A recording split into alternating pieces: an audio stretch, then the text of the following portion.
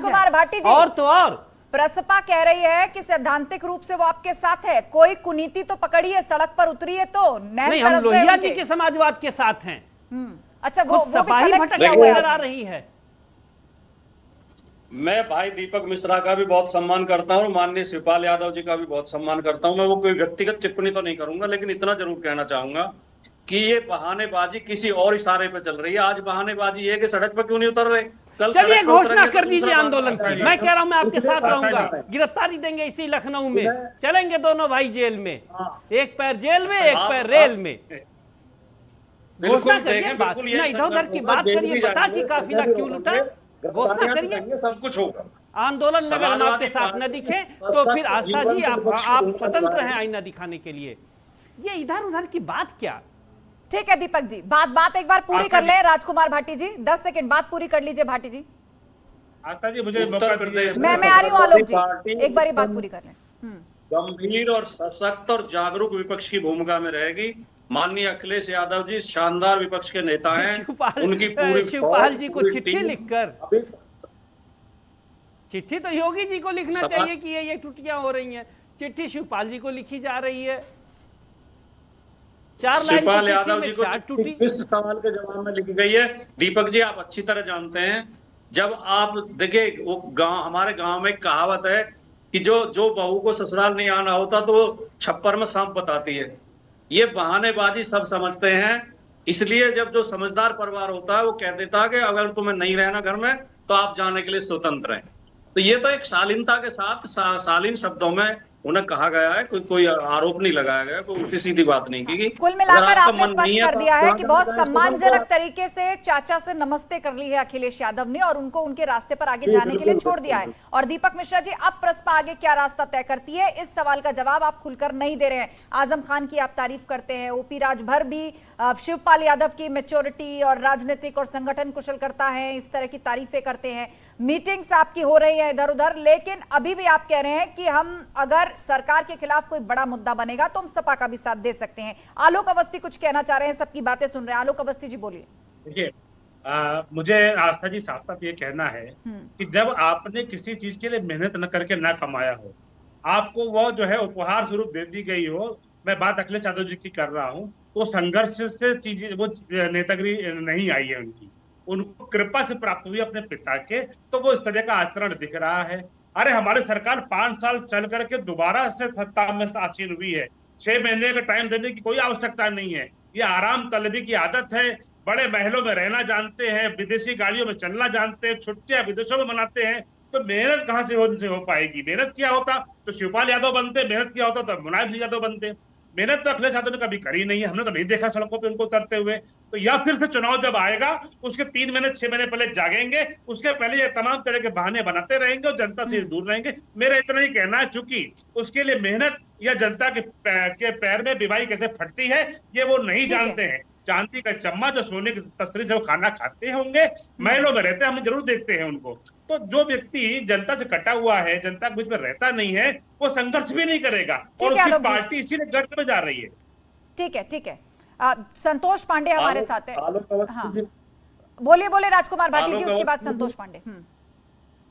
आलोक अवस्थी जी ये कह रहे हैं कि हमारी सरकार तो रोजाना गलत कर रही है, आप 6 महीने इंतजार क्यों कर रहे हो, आप तुरंत सड़क पर उतर जाओ हमारी सरकार के खिलाफ। हमारी सरकार तो जनता के बीच में है, लगातार जनता के बीच में काम कर रही है, 365 दिन 24 घंटे काम करने वाला मुख्यमंत्री उनको मिला है। आपकी तरह का व्हाइट हाउस में सोने वाला जो है नेता नहीं है हमारा मुख्यमंत्री। अपने पिता की मृत्यु में भी वो नहीं जाता जनता को छोड़ करके, वह जो है बीमार होता है उसके बाद भी जो है वो सर्वेक्षण करता रहता है।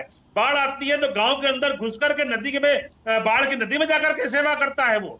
आपकी तरीके से विदेशों में छुट्टियां नहीं मनाता है, लंदन और ऑस्ट्रेलिया नहीं घूमता है। शांत हो जाइए आलोक अवस्थी, अपने नेता की और योगी आदित्यनाथ की बराबरी मत करिए। शांत हो जाइए आलोक अवस्थी।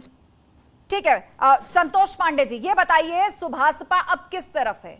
आपका हर सहयोगी, मतलब 2022 के गठबंधन के लिहाज से मैं कह रही हूं, अब आप पर उंगली उठा रहा है, चाहे वो केशव देव मौर्य हो, वो भी गठबंधन में सपा के साथ थे, समाजवादी पार्टी ने आपको बाहर का रास्ता दिखा दिया है, तो आप किस तरफ हैं? अब सुभाषपा के पास आगे क्या रास्ता है?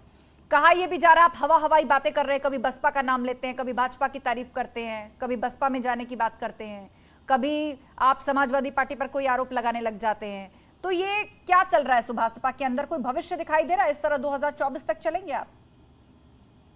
पहली चीज जरा सा मैं निवेदन करूंगा सभी लोगों से कि सब लोग अपनी बात रख ली। बस 1 मिनट में मैं बात रख के आपके प्रश्न का उत्तर दूंगा कि हमारी पार्टी आगे क्या करे। आप जरा ध्यान दीजिए कि 6 महीने अगर समाजवादी पार्टी ने कहा कि हम सरकार को काम करने देंगे तो चुनाव में उतरने की जरूरत क्या थी? न लड़े होते तो आपको ओवर दे दिए होते, आजमगढ़ और रामपुर जीत गए होते, हमको नहीं तकलीफ होता, हम नहीं एसी की बात करते। आप अगर उनको मौका दे रहे हैं 6 महीना, तो आजमगढ़ चुनाव लड़ क्यों रहे हैं? आखिर बीच में आप क्या कहोगे? पब्लिक के बीच में यही कहोगे 6 महीना मैंने फुर्सत दे दिया है योगी सरकार को? तो ये तर्क आपका गलत है।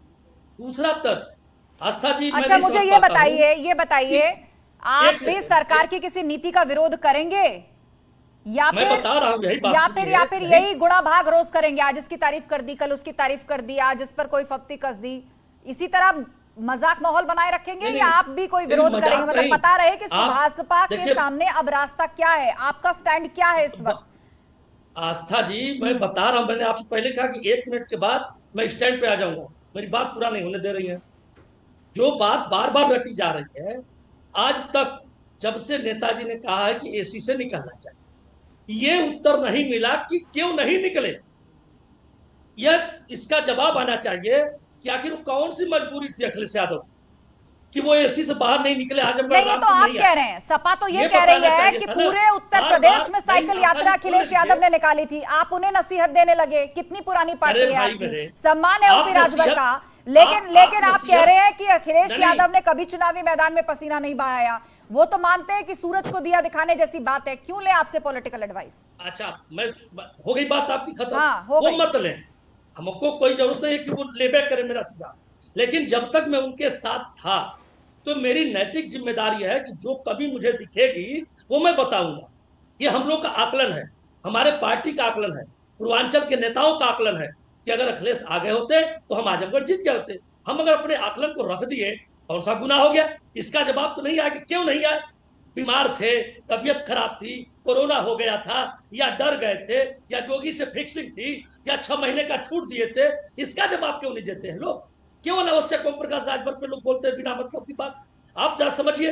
दूसरी चीज माननीय भाटी जी, यह बात आजम खां अगर माननीय ओम प्रकाश राजभर के लिए कहे हैं तो आप आके पूर्वांचल में आए होंगे, आप पता लगा दीजिएगा कि अपने 20 साल के पार्टी के निर्माण और 20 साल पीछे माननीय काशीराम जी के साथ ओम प्रकाश राजभर जी काम किए।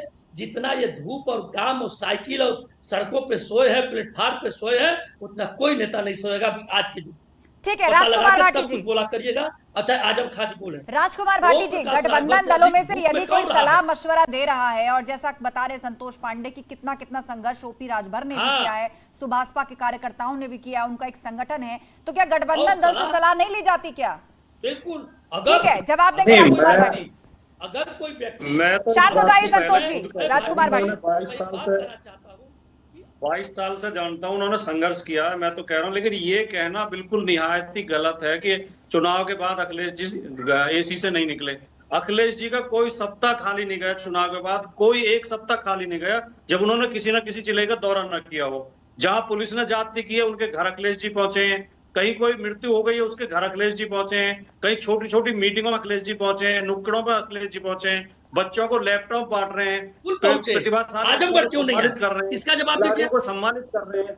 ये कहना आजमगढ़ क्यों नहीं आए? आंदोलन मैंने बता दिया कि 6 महीने तक कहा था। वो पूरे प्रदेश में एक एक गांव गए, मैं सहमत हूँ, मैं नहीं देख पाया। वो धूप में बेचारे बहुत चले, इतना चले कि कोई ब्लॉक नहीं छोड़े, गांव नहीं छोड़े। आजमगढ़ क्यों नहीं आए? इसका जवाब दीजिए भाटी जी, तब मैं आगे बात करूं। आजमगढ़ क्यों नहीं? माननीय अखिलेश यादव जी खुद दे चुके हैं, जिले के नेताओं ने खुद प्रस्ताव पास करके कहा था कि आपको नहीं आना है। अखिलेश जी खुद जवाब दे चुके हैं। सुनिए, आप जो ये तमाशा मत बतियाइए अपने लोगों के दिखाकर। आप कह रहे हैं जिले के नेताओं ने लिख दिया, क्यों नहीं जिले के नेताओं ने जिता लिया? आप बताइए। अभी जुमे 3 महीना पहले विधानसभा चुनाव हो रहा है, आप 10 के 10 जीत रहे हैं, और यहाँ फिर हार रहे हैं 2 ही महीने के अंदर। कोई कमी होगी ना? इसका चिंतन नहीं हो रहा है। देखिए माननीय ठीक है। राजभर ने कोई गलत नहीं कहा, बस भाषा का फेर है। उनका यही कहना था कि आप ठीक है जैसे संतोष आप कह रहे हो ना जी, कि 6 जवाब महीने सुन बाद हम लीजिए, सड़क पे घूमेंगे, जवाब सही सुन बात लीजिए। है। बोलिए अगर आप राजकुमार विपक्ष भाटी। में है भाटी जी, तो सच्चाई ठीक है। की आजमगढ़ और रामपुर जनता लोकसभा तक का पहुंचाया जाए। उपचुनाव जिस तरह भारतीय जनता पार्टी ने जीता है वो सबने देखा है। वोट नहीं पड़ने दिया गया, पुलिस लगा दी गई नुक्कड़ों पर, गलियों में पुलिस लगा दी गई, महिलाओं पर लाठियां इसमें चलाई गई। हमारी कमी जिस है ना। बूथ पर 900 वोट थे उस पर 6 आपके वोट पड़े। सहयोगी दल पूछ रहे हैं कि जिस आपने तरह- चुनाव प्रचार को सीरियसली नहीं लिया, आप मैदान में नहीं उतरे और आप कह रहे हैं कि भाजपा ने पुलिस लगा दी, वोट नहीं देने दिया। आलोक अवस्थी जी, भाजपा को घेरा जा रहा है रामपुर और आजमगढ़ में। पहुंच नहीं पा रहे हैं। रामपुर और आजमगढ़ में कहा जा रहा है कि दुरुपयोग करके सत्ता का चुनाव जीता है भाजपा ने। ठीक है, मैं मानता हूं। यह चरितार्थ करता है कि जो मैंने बात कही इसके पहले कि भारतीय जनता पार्टी ये बात कहती है कि अखिलेश यादव जी अपरिपक्व नेता हैं, जनता से जुड़ाव नहीं है, राजनीति उनको जो है क्या कहते हैं उपहार के स्वरूप में मिली है, इसलिए उनको कदर नहीं है। एक सीट आपके लिए महत्वपूर्ण होती है और अगर आप अपनी सीट पर नहीं जाते हैं लड़ने तो आपके कार्यकर्ताओं का, आपके वोटरों का आपसे मोह भंग होता है। ठीक है, ठीक है। और अंत में जाते जाते, ठीक है आलोक अवस्थी जी, जाते जाते दीपक मिश्रा, मैं रोज ये सवाल प्रसपा से पूछती हूँ कि शायद आज आप कोई बड़ी खबर दे दे, आज ये पता चल जाए कि आखिर प्रसपा के मन में क्या चल रहा है। बताइए, किसके साथ गठबंधन या कोई उत्तर प्रदेश की राजनीति में तीसरे मोर्चे की आहट? बड़ी खबर के लिए तैयार रहिए, वक्त आने पर बता देंगे तुझे आसमां। हम अभी से क्या बताएं क्या हमारे दिल में है, लेकिन एक बात मैं जरूर कहूंगा, आदरणीय राजकुमार भाटी जी ने कहा अखिलेश जी यहाँ गए, अखिलेश जी वहाँ गए। अखिलेश जी बड़े नेता हैं, नेता प्रतिपक्ष उत्तर प्रदेश के हैं, जहाँ लोग बंधु राजनारायण जी, मुलायम सिंह जी, शिवपाल जी बैठे रहे। अरे निकलिए, मुख्यमंत्री कार्यालय का घेराव करिए, विधानसभा घेरिए, हजरतगंज कोतवाली में आके ज्ञापन देना। अरे ये तो विधानसभा के स्तर, सचिव स्तर का काम है। सलाह मशवरा जो टीवी डिबेट्स में एक दूसरे को दे रहे हैं, विडंबना यही कि चुनाव हारने के बाद टेबल पर आसपास सामने सामने बैठकर बातचीत क्यों नहीं हुई, और अब जब गठबंधन टूटा तो उसका ठीकरा एक दूसरे के सर फूटा। बिखरा बिखरा विपक्ष और सत्तारूढ़ भाजपा जैसी मजबूत पार्टी दूसरी बार वापसी की है उत्तर प्रदेश के अंदर, और अब लक्ष्य 2024 का। आप सभी पैनलिस्ट का शुक्रिया इस चर्चा में शामिल होने के लिए।